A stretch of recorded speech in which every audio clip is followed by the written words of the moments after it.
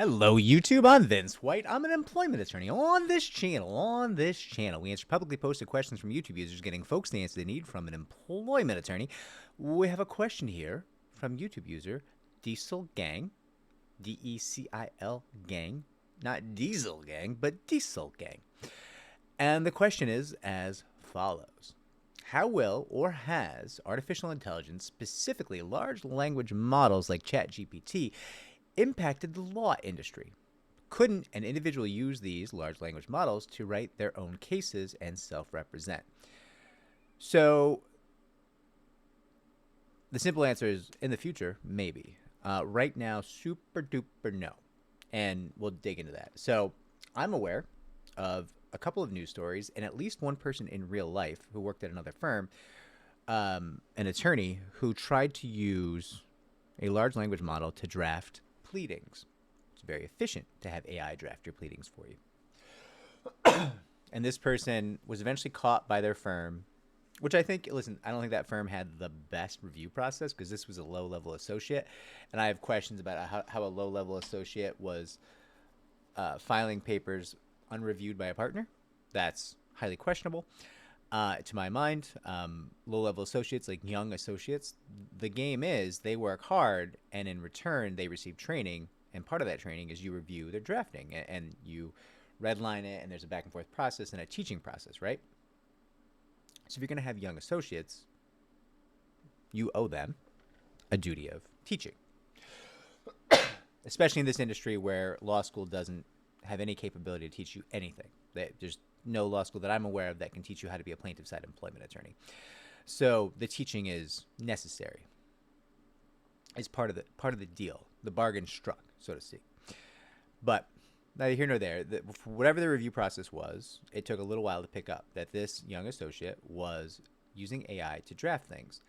And maybe she was not reviewing or editing the things that AI drafted for her. So it was not shepherdizing, which is a process like ensuring that your legal precedents that you're quoting are still timely. Was not reviewing the cases cited to ensure they actually held to the arguments she was making. Was not reviewing even the logical, factual arguments, right, that were being made in these pleadings and in these draftings. Excuse me. So what the upshot was an inaccurate, uncompelling, non-compelling, non-persuasive drafting, pleading, right? In one case, a dispositive motion. And that was a huge, it was a huge risk for that firm. Like, I think things worked out okay, but that was a significant exposure to malpractice. Now, obviously, LLMs are going to come a long way. They're gonna get better, right? Do I think that LLMs are going to replace some of the there's like in some parts of our industry there's firms that use discovery paralegals who do like a first draft of discovery demands and help clients to comply with discovery demands against them, right?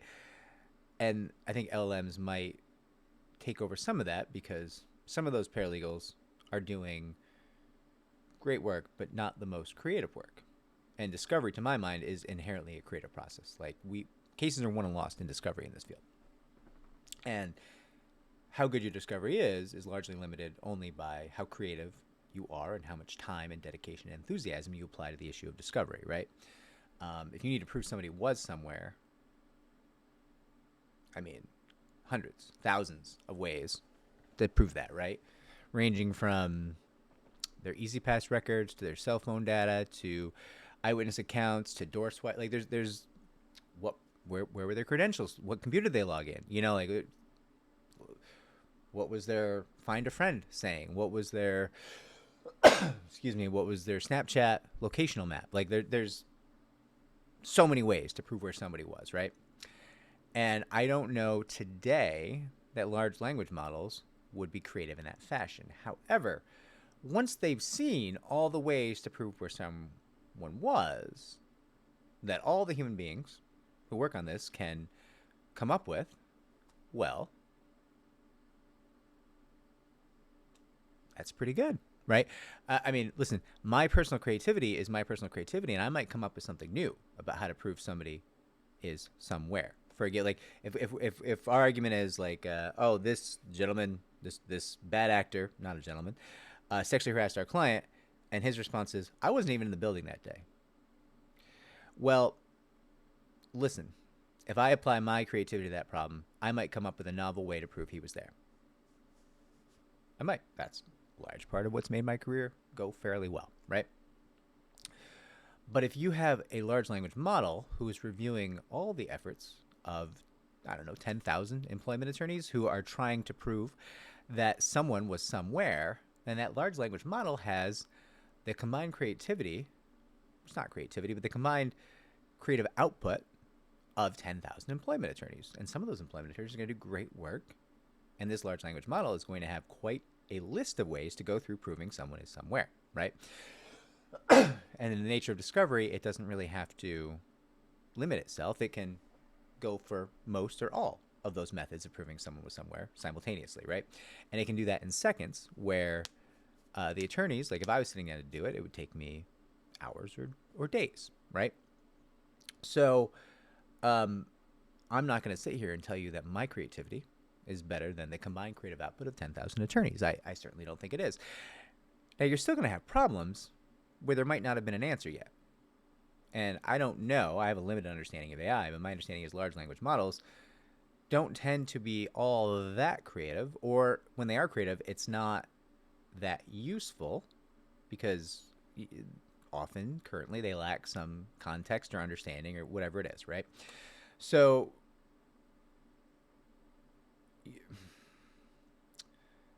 if there's a problem that has not yet been solved by anyone, and then the AI cannot then apply that learned solution, then my understanding, limited as it is, maybe that computer is a little bit out of luck. That AI model, that large language model, is a little bit out of luck, and you need to apply some human ingenuity. So what I expect will happen in discovery is that over time, you'll have AI doing first pass, and then you'll be applying human ingenuity to punch it up or solve gaps or make sure everything fits together. Because like what is logical to a large language model, what like if this then that will track for a large language model, may not be logical for a jury or a judge or an arbitrator, right? And that's something where a human being, an attorney, a plaintiff side attorney would look at that and say, okay, I see the argument you're making, and I see, like, now that you've explained it to me, LLM, large language model, I understand the logic of it, but my fear is that I can't sell that logic in a persuasive fashion to a fact finder, a jury, an arbitrator, a judge. So although it does make sense, it might not be the best way. It might be a way to show evidence of a given thing, right? But it might not be the best way. So what we might want to do is creatively think about the best way, and then also backfill with this also legitimate way that you, large language model, have created, right? Or have I guess probably not created, but like gleaned from somewhere else, learned from somewhere else, and now applied here. That's great. That's going to be a huge saving of time. It's going to be a huge savings for plaintiff side firms. It's unfortunate for the people who did that work because they are going to slowly be phased out, I think. Now, I don't think trial attorneys are any fear because that's performative. Trial attorneys, listen, litigation attorneys, trial attorneys, it's a lot of judgment, it's a lot of performance. It's probably not something that I see in the next 10 years being replaced by AI. Could be wrong. The rate of human achievement and technological advance, you know, it's hard to gauge, but I expect like they're fine. I don't think there's any trial attorney practicing today that needs to fear for her or his job. Could be wrong, but that's just my expectation. I do think research and drafting attorneys who do case law-based argumentative motions, appeals, summary judgment, motions to dismiss, you know, things of that nature, you will find the legal sections, the legal precedent sections, the legal argument sections of those motions being done almost entirely by AI. And so an entire class of attorney in the realm of complex litigation will slowly be phased out. And my fear is that that phasing out will be rapid. Because I think LLMs, if you look at the way case law operates, they're going to be very familiar with the way case law operates, because case law operates a little bit like programming sometimes. This case says this, so you make that argument, you plug in this case law. That is not rocket science. There's a lot to know, and the weaving of that together into an argument is impactful and difficult and challenging and involves some level of creativity. But the actual creativity is largely you make the legal arguments and then you apply them to the facts of the case, right? The narrative that you're dealing with. And you have combating narratives. So the other side's narrative, which says that, you know, the bad things didn't happen or whatever they're arguing, and your narrative, which is, hey, these are the bad things you did and this is why you're responsible for them, right? That's these two combative narratives. And both sides are seeking to apply the legal arguments to these narratives, which they're hoping to demonstrate in order to make their arguments stick and then, you know, win their motion. I think you'll still have attorneys who apply the legal arguments to the facts. But that takes a lot fewer attorneys than an attorney to do all the legal drafting and then apply everything, right? That there's a lot more work that goes into making these big motions, these often like 30, 40, 80 hour motions, attorney hour motions. Like there's a lot of time, even opposing a summary judgment, like it would not be unheard of to see like a 60 hour, 80 hour opposition paper to a summary judgment motion in our field. Not every day, but it happens. I've seen it happen. I've paid for it to happen, right? I've worked on it. So that 80-hour motion might now be a 20-hour motion. And it might now be handled by one drafting attorney and one reviewing attorney and one LLM, large language model. Whereas previously you might have had 3 attorneys drafting in some kind of collaboration, a team effort, with a one or more reviewing attorneys, depending on the value of the case and how much, you know, the firm is able to pour, how many resources and attorney hours the firm is able to pour into this motion, and how important the motion is to this particular case. Like you're going to scale up resources, scale up attorney time, right? So you're going from potentially like 5 attorneys working on that motion to one drafting and really just applying the facts. So drafting very rapidly, creatively, and in an important manner. Like the work has great meaning to the case, but it's going to go quicker because applying the legal precedent and legal arguments to the facts is a little less onerous than just making the legal arguments, right? There's a lot more research. You don't have to, generally, if you're applying fully completed research and legal arguments to the facts, you're not doing as much research, if any, right? So it's a lot less time. So this 80-hour motion is now 20 hours for one drafter, and you have one person reviewing potentially. Maybe 2. You never know. Again, it scales up depending on how much attorney time you need to carry the day on that particular motion. So that's going to be weird for the industry. It's going to be great for me as someone who hires employment attorneys, right? I mean, one of the great difficulties in my life is properly scaling my firm so that it can be staffed properly with the people who run cases the way I truly want cases run. Service-oriented, detail-obsessed, aggressive. Like, there's a specific thing that I want. A specific set of things that I want from the people I hire. And it turns out those specific sets of things are hard to come by in a human being at any price point that I can pay, which, I'm not going to lie to you, is a fairly lucrative price point. So to the extent that I can take AI and empower those individuals with those very specific skill sets to be able to responsibly and effectively run more cases while doing everything they can to maximize value and reduce risk in those cases, that's big for my firm, right? Like it might be such that employing a sophisticated, so not today, large language model down the road at some point allows my firm, when staffed comparable to how it's staffed today, to run, instead of 450 cases a year, 650. 700, 800. I don't know. I don't know how good an LLM is, and I don't know how savvy the attorneys will be at utilizing it and how much time it will save us. But like over time, I would expect that number to creep up. This is meaningful.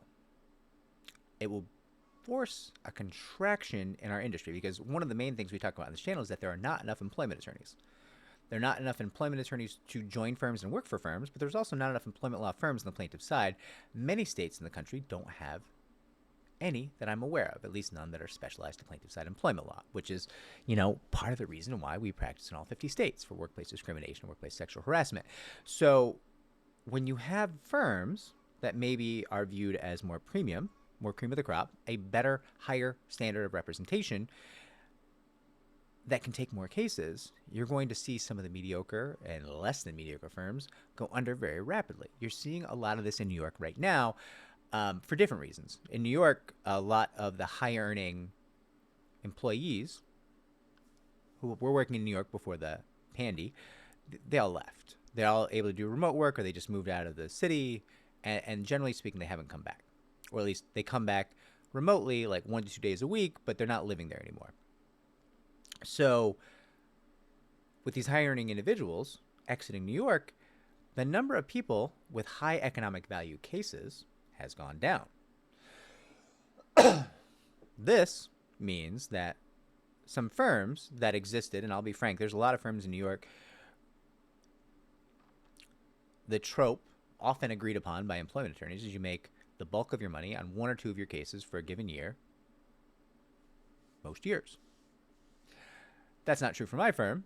My firm tends to maximize the value of multiple cases, but I've certainly worked at those firms. I know those firms, and it's wild to work at those firms when they're not hitting that big case, because everybody's watching like, oh, we hit a small case so we can make payroll, and that's why, because you're working and you're looking at your caseload and you're like, well, none of my caseload is going to be a $10 million hit. I mean, these are all good cases. These are all solid 6-figure cases. But I'm looking at this case. There's no 10 million hits, $10 million cases in here. Hey, Steve-O, you got a $10 million case, and you're looking around like, well, when we got the cases to make payroll, maybe if they settle when we need them to settle, but what if we don't hit big this year? Do we persist? Do we exist next year? And that's a question. And listen, a lot of those firms right now, the answer seems to be over the past 24 months, without those high earning, big money cases, big economic damages, high profile clients, more and more it seems to be that those firms who were on the edge, they doing well, they're making money, but like they need those 1 or 2 big cases a year to stay in business. Now they're getting fewer of those big cases per year, and a lot of them, the answer to the question is, do we exist next year? It becomes no, and they're approaching other firms like, hey, do you want to buy our caseload? Do you want to buy our firm? Do you like, this is a thing that's going around in New York right now that had probably 3 or 4 conversations about purchasing caseloads and firms in the past 8 months. And that's weird to see in a field where you don't have enough attorneys. It's just that a lot of the people have moved out of New York. And so although these firms would continue helping many people with solid, small and medium value cases and hope to do really well on 1 or 2 big cases, they're not getting the big cases anymore. So they seem to exit the market and then stop helping those people with medium and small value cases, because it's really expensive to run an employment law firm. The labor costs for highly specialized employment litigators can be out of sight. You invest a lot of money in the cases. There's a big outlay to be in this business. So I bring that up, which is a departure from the AI conversation, not because it's meaningful to you that these employment firms are going under, but because we're seeing something somewhat similar, these firms going under, as what I believe will be happening with the AI. So when a firm, like a premium firm, like a Doug Wigdor, often thought of as one of the better firms on the East Coast, right? Certainly not going to toot our own horn here, so I'm going to use another firm. If Doug Wigdor and his firm and all his attorneys woke up tomorrow and he's got a talented crew around him, and all of a sudden they could work twice as many cases. Well, they would, of course, because they make twice as much money. And Doug is famous for having once given all of his associates, I believe, 6-figure bonuses in a year because they had a great year. That's swell. That's amazing, right? But if he can double the number of cases they take, conceivably, they might then be getting double the bonus, and they're earning more, and they're getting more cases, and that's amazing for them. But think about the firm on the edge that all of a sudden their highest earning clients, their highest value clients, their biggest cases, their most sensational cases, the cases that would be in the newspaper, on the radio, on the TV, national media, well, those cases can now hire Doug Wigdor, right? And they probably would, because the market seems to agree that firm is great. I'm not saying the firm on the edge is not great, but I am saying maybe they're on the edge for a reason, you know? And so I think you're going to see a lot of employment law firms disappear as LLMs let the better firms take more cases. And that's great on one hand, because you're going to get better representation for the people that those firms are taking. Now they can take more cases. That's amazing. And I'm assuming it's better representation. I don't know it's better representation. I'm guessing that the market is correct, and these firms that are highly sought after might be better. I don't know that for a fact, right? And also better in what way? There's a lot to talk about there. But what is concerning about that is that maybe all those firms who are disappearing, going under, stop helping the medium and small value cases that premier firms might not take. Because listen, if you have a choice between taking a case that might make you 10 million and a case that might make you 100 grand, you probably take the $10 million case, right? Like, that's generally speaking, people are capitalists in this industry. They're helping people, and that's how they make money. But it's one of the best ways imaginable to turn time and attention to detail and aggression into money. And a law degree. So my concern is that there's going to be a period of time where the medium and small value cases don't get served the way they should, don't have as many representation options. I believe eventually a firm using AI, large language models, will crop up, designed, specifically built to run medium value and small value cases in volume in a fashion that is economically effective, and they will serve tremendous amounts of people, and that firm will, I'm sure, do very well. However, it might take a while for that firm to crop up, right? And different versions of that firm might not succeed. So it might take even longer than you think, right? And also,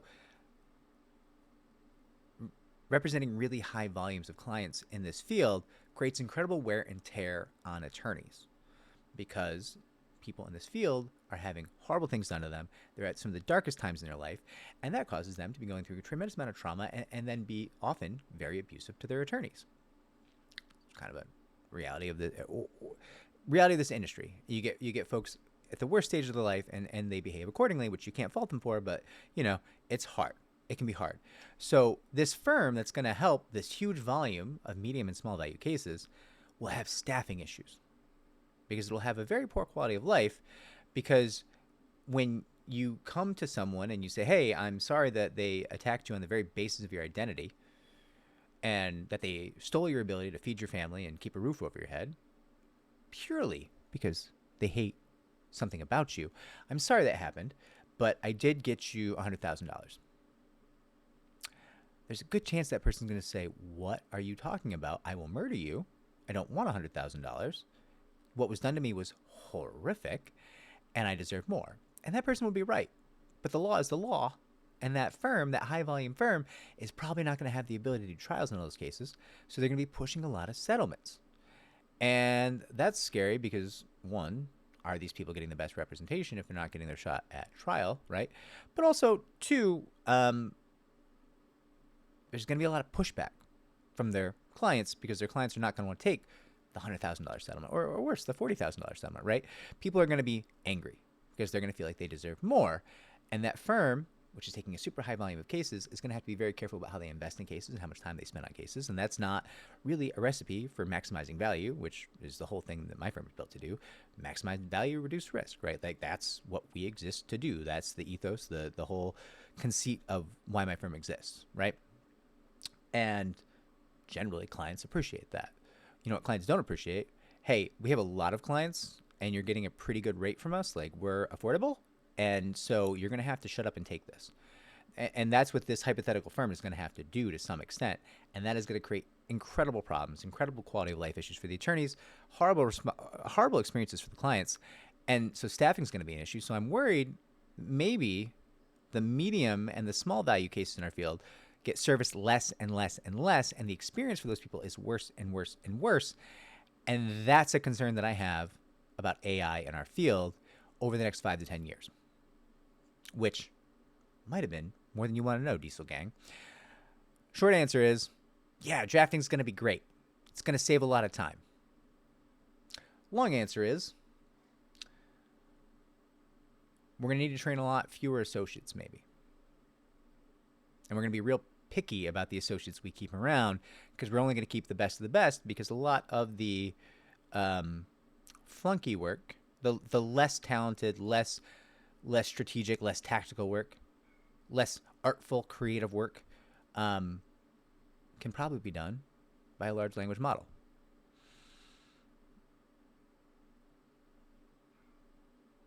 And that might very well impact clients, potential clients, and their ability to obtain employment representation at various price points. That is my concern. We'll see. Not a gosh darn thing I can do about it. I'm going to have to adopt AI to some extent to remain competitive in the market. It is not, I believe, something that is going to greatly impact my firm, in a negative light at least, because our model is to maximize value and reduce risk and go big, right? And you know, so this is not,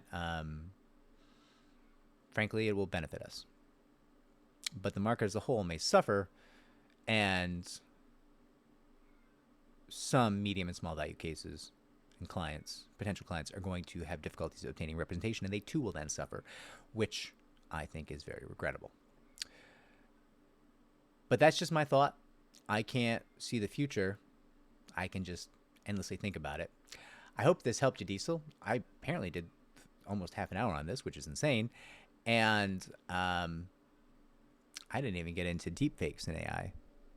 An AI creating audio or video evidence that never occurred, but it can create it from whole cloth, which is something I've been working on a video for a very long time. This is just the simplest LLM conversation. Like, how will it affect our industry, right? So anyways, Diesel, hope all is well. If this video was helpful, like, subscribe, comment down below, share our channel so it can grow. And take care, everybody. Have a happy Tuesday. I'm going to play tennis tonight.